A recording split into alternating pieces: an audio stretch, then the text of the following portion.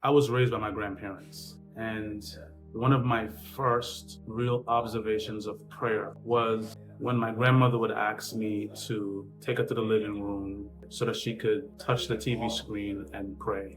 At the time she wasn't doing very well. And I remember bringing her to the living room, walking her to the living room, and she would put her hands on the TV and, she would cry, she would pray with intent and, a lot of passion. So, as a child, I did the same thing. I would pray with focus and intent, and it's the energy, right? The energy that counts. And that stayed with me, and that's always been with me over the years. And I remember I had some challenging years during my late 20s. And I remember just being very passionate about prayer and trying to make sure that, I was open, my heart was in it and everything like that. And I remember realizing that it didn't work. And what I was dealing with at the time needed a different approach. So I remember going to Africa, and I remember being taught by the elders there about energy, about how it works, our ancestors, different types and different kinds, and really starting to sink in that this has been around before names of countries and borders. During that time, my knowledge leveled up quite a bit. But obviously there's a difference between knowledge and wisdom and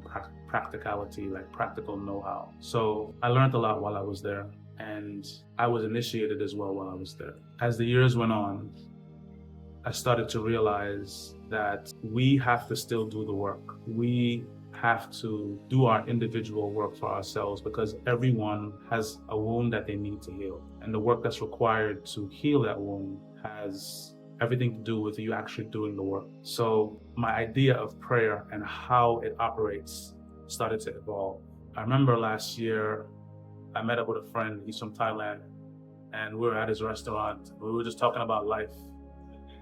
And he mentioned that people pray as if nature owes them something because he refers to nature as God.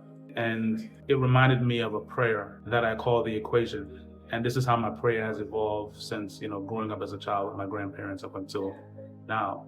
And the idea behind the prayer is that a prayer is a gift, and that you can give a gift in terms of a prayer, and that's like an addition to someone else's life. And then the subtraction part of it comes from you praying to take away from you the negative traits. So then that will be the equation prayer, which is adding to other people's lives and then subtracting from your life. And the idea of wishing, may I have this, or can you help me with that, or can you do this? The idea is, as human beings, we are more prone to receive rather than giving. So the more you give, right, is the more you receive, because you're constantly adding value to other people's lives. And there isn't anything wrong with obviously praying for the things that you feel that you would want, but it's also very important in how you say it, how you say it, the words matter.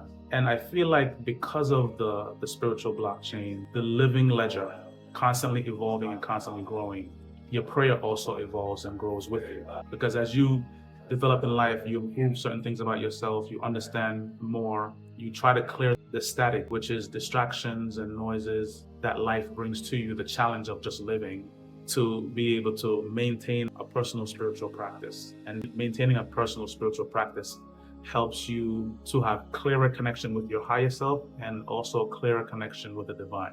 Because when we have life emergencies and life challenges, one of the things I've learned through praying is that the Creator, God, is always with us. And that the most important commodity we have is keeping that channel open, and the love for the Creator as well. And the strength that gives us to be able to be the best version of ourselves, and also to connect and walk in the right path rather than being on the wrong path. So it's similar to a video I recently posted where I say, it's easier to say yes to what is right rather than saying no to what is wrong. Saying yes to what is right makes it easier to say no to what is wrong. So the more you exercise that muscle, the easier it becomes to you to be able to make better decisions. So I just wanted to share that with you about the evolution of prayer from my perspective and how I've seen it.